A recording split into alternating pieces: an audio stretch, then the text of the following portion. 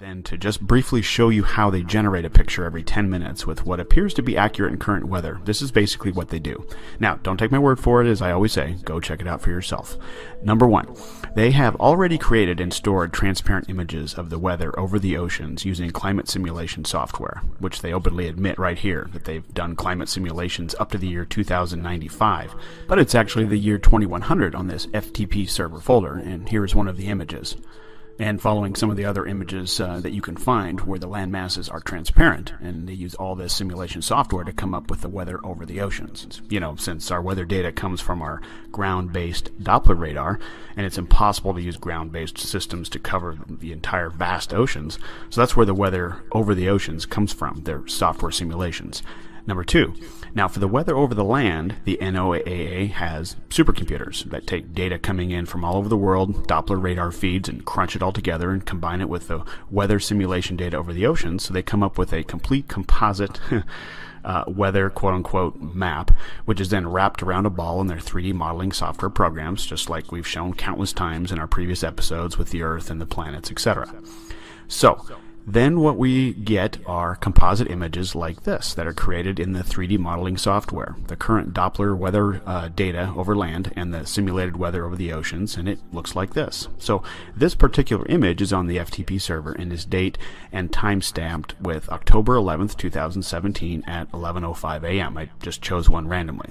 Notice the image shows you the weather for the whole ball and not just part of the ball that is lit by the sun at this particular time. No Terminator line or anything like that. Right?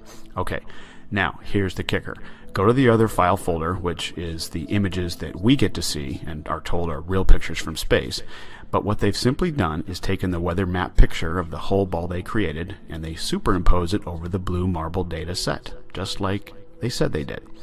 So what you can see here is the final version of what we're spoon-fed and told is a picture taken by the Himawari from space, like, 10 minutes ago. This is the image from the same date and time, October 11th, 2017 at 11:05 a.m. And you can see that the weather is exactly the same. Watch it closely. There's your weather map comprised of simulated and Doppler radar being used to complete a composite image. They do this with the Discover satellite too, the epic camera from 1,000,000 miles away, they tell us. Ridiculous. Okay. Now also notice the final image has a Terminator line added in to try and make it look like a real picture from space, which drives a nail in the coffin of the Himawari because the weather data shows it over the whole ball completely.